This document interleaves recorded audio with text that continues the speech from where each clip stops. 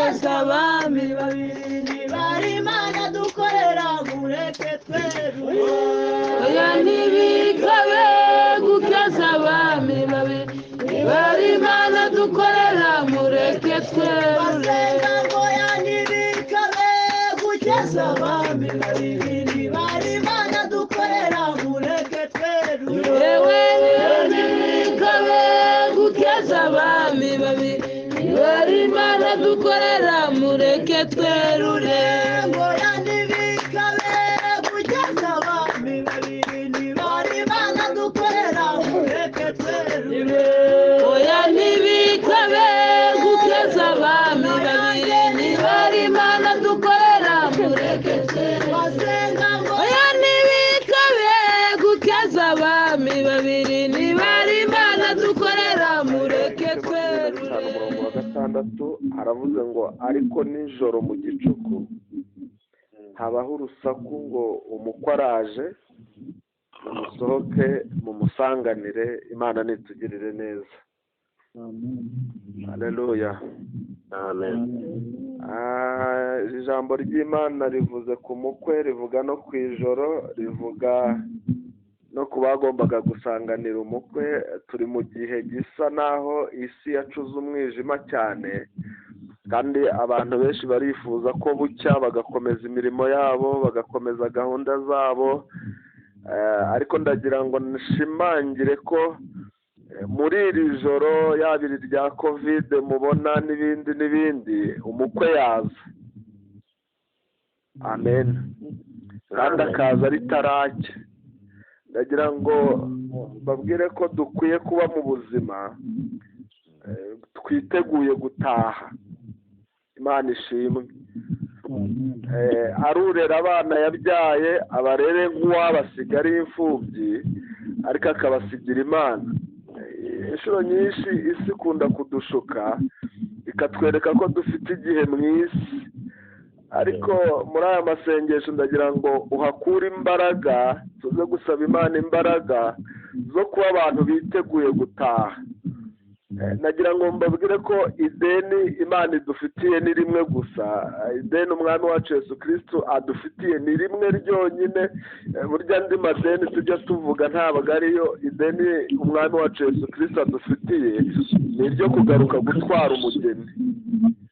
Ikindi nagira ngo mbabwire, Yesu yarangije byose kuko yarakoye.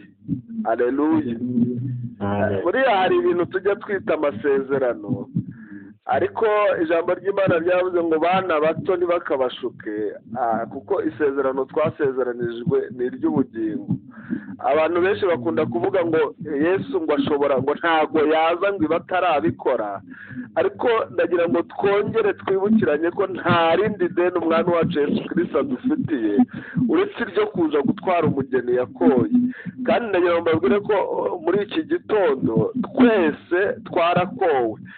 Ashobora kuza agasanga ntiwiteguye akagusiga, ariko ndagira ngo nkubwire ko ukwiye guhora witeguye, kuko isaha n'isaha umukwe yakomanga. Nubwo waba uri mu ijoro utegereje gushyingirwa, nubwo waba uri mu ijoro waratsinze ikizamini cy'akazi utegereje kukajyamo, yenda ukaba ukiri mu ijoro ry'ubushomeri, ijoro ryose umuntu yaba ahagazemo, n'iyi kovide dusengera ngo igende, hari abantu umukwe agomba gutwara kovide igihari.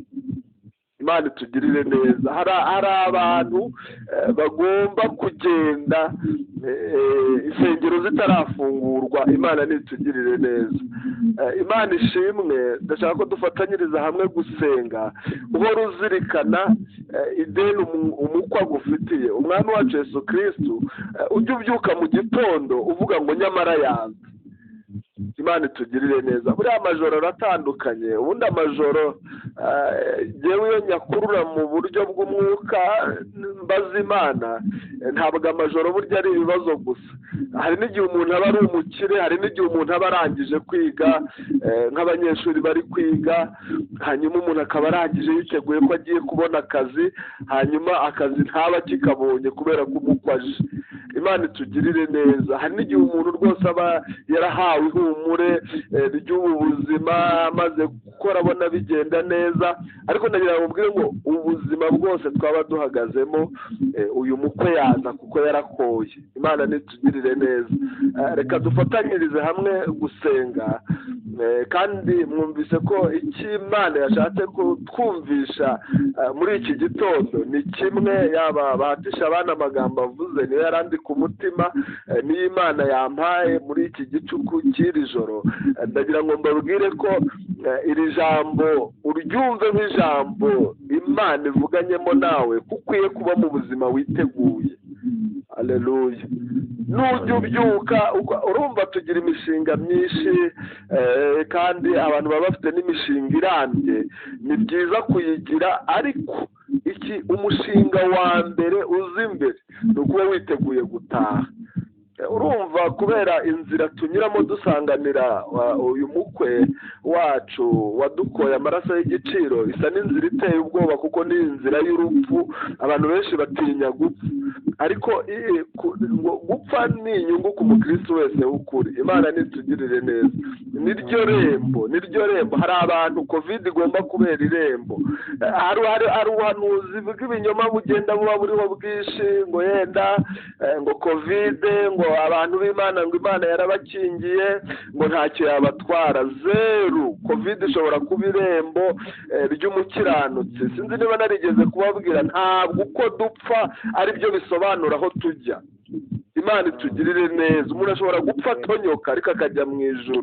Imana nishimwe. Ariko burya umuntu ashobora no gupfa neza ariko ntajyeyo. Dukwiye kuba mu buzima bwiteguye. Bibiliya iravuga ngo hari abapfuye babakerera amajosi. Kuba barakerewe amajosi ntabwo bivuze ngo Satani yari abatwaye. Imana nishimwe. Imana yacu ihimbazwe. Nigeze kumva n'umwigisha umwe avuga ngo ikintu cyerekana ko ngo Imana yishimira umuntu ngo ni uko abanzi be batavugiriza impundu kunesha. Ariko ndagira ngo mbabwire inshuti z'umusaraba, abanzi bawe bashobora kuvugiriza impundu kunesha kandi Imana ikwishimira, kuko ba Yohane bapfiriye mu bitaramo by'abanyabyaha.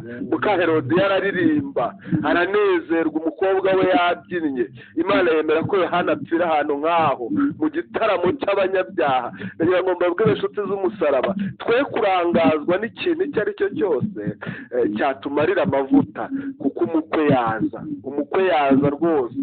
Umukwe yaza, baraye bakuzamuriye umushahara. Umukwe yaza. Mureke dufatanyirize hamwe gusaba Imana imbaraga zo kuba maso. Iyo usomye mu Matayo 25:13 havuga ijambo rikomeye rivuga ngo nuko rero mube maso kuko mutazi isaha n'umunsi yazira. Ubu twese hari igihe umuntu dusa nk'abategerereje impanda icyarimwe, ariko ubiyange ishobora kuvuga uyu munsi. Ushobora kuba uri kumva Desire, ariko yenda mukanapanga ibintu byo mu cyumweru gitaha ariko atazahageza. Ndagira ngo tubane maso, hanyuma dusengane isengesho ryo kubwira umwami wacu Kristo ngo dufashe, nubwo tugiye turi mu majoro atandukanye. Hari ayo tugiye duhuriraho, nk'aya nyine yo gufungirwa insengero, nk'ayo yenda hari abari mu mukato, hari ibyo tugiye duhuriraho. Ariko ndagira ngo mbabwire ko umukwe ashobora kuza aya majoro dusengera ngo ake ataracya. Dukwiye kuba muri aya majoro, ariko turi abantu biteguye, ntituba bapfu. Data wa twese uri mu ijuru, turagushimiye kuri Imana ikiranuka muri byose. Iyo uvuze biraba, kandi iyo utegetse birakorera. Dukwiye kuba muri ubu buzima bwo muri iyi si icuza umwijima, tumurikiwe n'ijambo ryawe.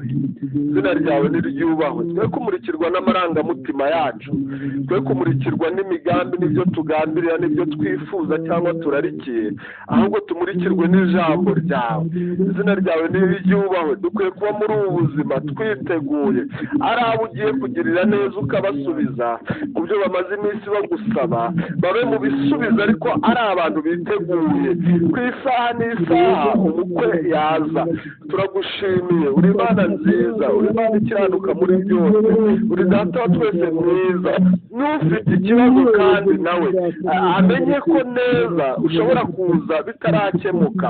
Ijambo ryawe niryo ryo kwizerwa kandi niryo ry'ukuri, kandi icyo wakoze cyo kudukwa amaraso yawe y'igiciro gisumba cyane ibindi bintu byose dutegereje hano muri iyi si. Bisobanuye ko nta muntu n'umwe ubereyemo ideni udufitiye niryo kuza gutwara umugeni. Turagushimiye mwami, udukureho ibizinga, ibintu byose bigenda bituma utaza utegereje yuko twaba abantu bashyitse, ugenda utweza kandi udutunganya. Izina ryawe niryubahwe. Turagushimiye kuri Imana nziza, turagushimiye kuri data wa twese mwiza. Ijwi ryawe twumvise muri iki gitondo riduha imbaraga zo kuba abantu bashya, riduha imbaraga na za zindi Yesaya yavuze, yaravuze ngo bategereze Uwiteka bazajya basubizwamo intege nshya, bazatumbagira be gucogora. Uturinde gucogora, uturinde uburangare bwose aho buva bukagera. Turagushimiye mwami Yesu. Twumvise uyu mubyeyi witwa Ana gupfakara kwe ntabwo kwigeze kumurangaza, ntabwo iri joro ry'ubupfakazi ryigeze rimumenera amavuta. Turagushimiye. Uyu ni Simiyoni, amaze kubona ubwiza bwawe, amaze kubona agakiza kaje, ntabwo yigeze avuga ngo reka ntegereze nzarebe ibitangaza ngo umwami wanjye azakora, ahubwo icyo kubona agakiza cyari gihagije. Yumvise arayisezereye. Turagushimiye mwami, uturinde kuba abantu bakunze isi cyane, uturinde kandi kuturiganyiriza ubugingo mu buryo bwo gukunda iyi si. Kandi uko biri kose nzi neza ko uri umufasha utagibura kuboneka mu byo tunyuramo. Uri Imana itubereye maso. Ijambo rye ryambwiye ngo Uwiteka atari we ubereye maso umudugudu, abarinzi babera maso ubusa. Ndagushimiye imibabaro yacu, ibibazo byose dufite, imisozi turi imbere isa n'irumbaraye, byose urabitegeka. Niko umuririmbyi yaririmbye avuga ngo sintinye ibizambaho, byaba ibyago cyangwa amakuba, kuko umukiza arabitegeka. Izina ryawe niryubahwe. Turagushimiye muri iki gitondo, naho ubuntu bwawe n'imbabazi n'urukundo tugirira ibigume kubana natwe, mu izina rya Yesu Kristo. Amen.